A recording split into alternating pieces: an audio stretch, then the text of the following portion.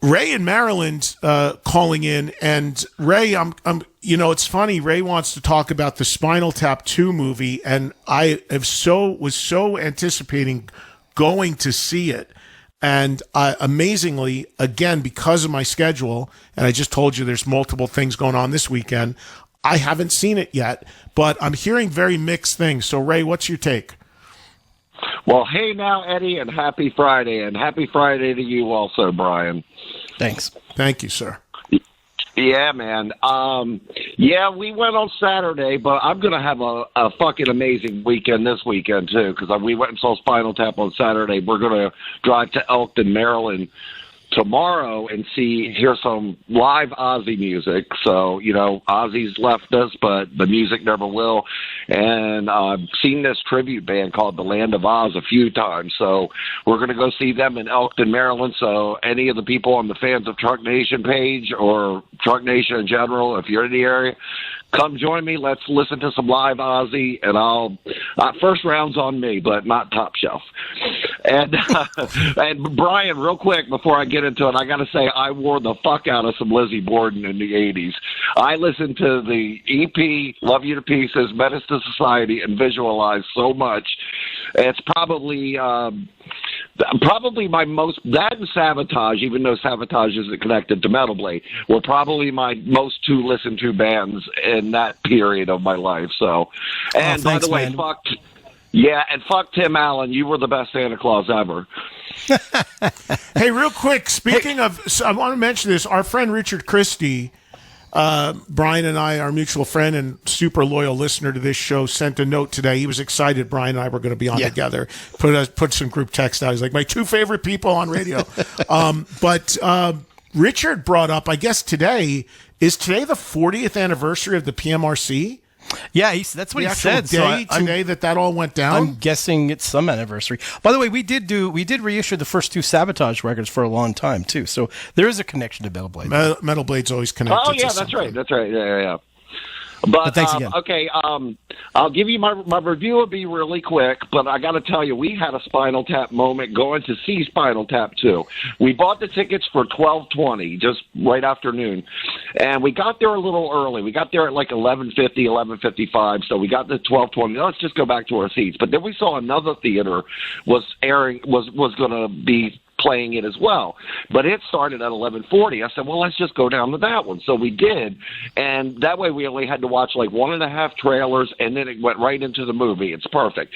About 20 minutes into the movie, and we were the only people in there. We had a private viewing. It was amazing.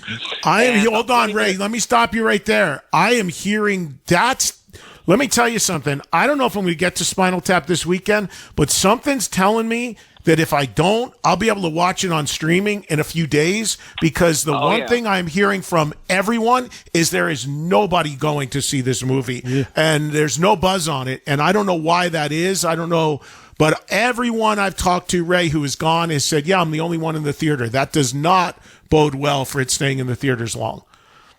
It does not, but it was boding well for us. Like I said, we went to the earlier showing, didn't have to watch all the trailers, and the movie starts 20 minutes in, the movie shuts off, and the lights come on. I'm like, what the fuck? Amber goes, they didn't sell any tickets for this actual showing. So then we had to, because we were the only two there, and we weren't even supposed to be in there. So because your tickets weren't credited to that theater. Exactly. Yeah, they figured no one was in there. So then we had to walk back to the actual theater that ours was being shown in, and we had to watch all the credits and rewatch the first 20 minutes of the movie. So that was our Spinal Tap moment, seeing Spinal Tap 2. But I'll tell you this, Eddie, I went in with kind of low expectations. And it's like, I know it's not going to be the original. We've had 40-plus years to sit on this thing, and we can probably quote it. But I'll tell you what, we laughed a lot. We loved it. It wasn't an oversaturation of cameos. I did not think so. The ones that were in there were either really short or really humorous stuff around it. And we loved it. I think it was about the best they could have done to sort of pay tribute to the original. So I would still recommend going to see it. And by the way, the second theater we went to only had about 10 people in it, including us. Yeah. So no, it's not being well attended.